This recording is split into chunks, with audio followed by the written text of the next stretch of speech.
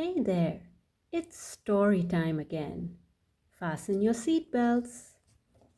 Today's tale is called Tuppy and the Goblins.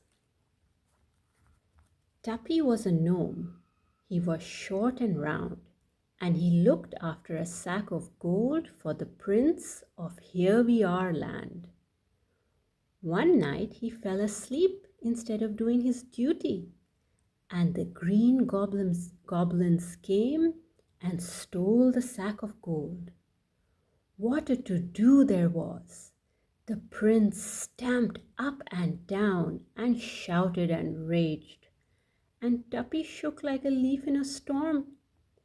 "Go and get back my gold, or I'll turn you into a caterpillar and throw you to the birds," cried the prince. So off went Tuppy like the wind.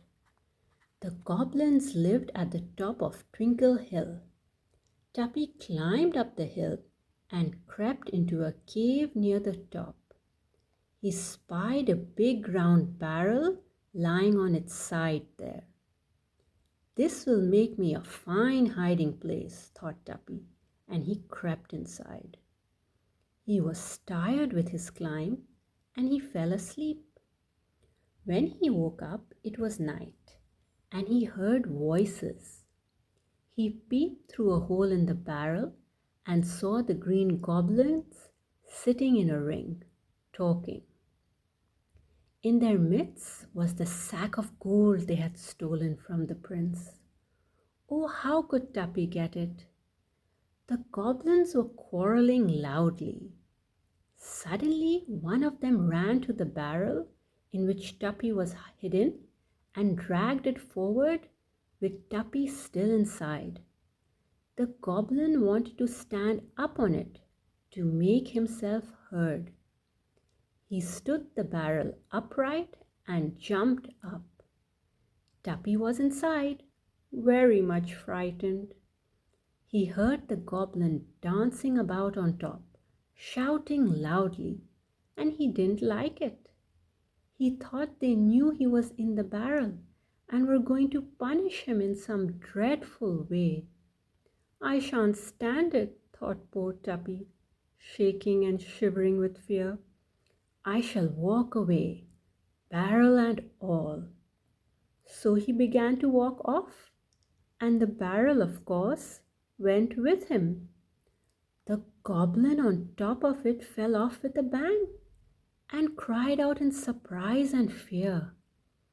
Tuppy went on, the bottom of the barrel bumping against the ground as he walked. It was very heavy and uncomfortable. The green goblins stared in astonishment and alarm when they saw a barrel walking along. Tuppy couldn't see where he was going, and he bumped into first one goblin and then another, knocking them all over.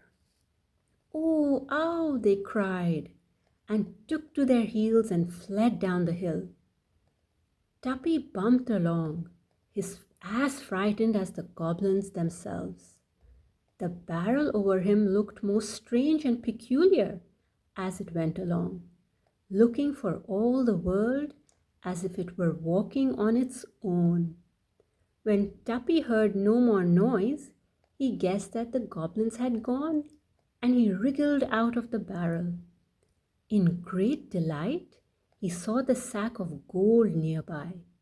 He stuffed it into the barrel, turned it on its side again, got in it himself, and rolled down the hill.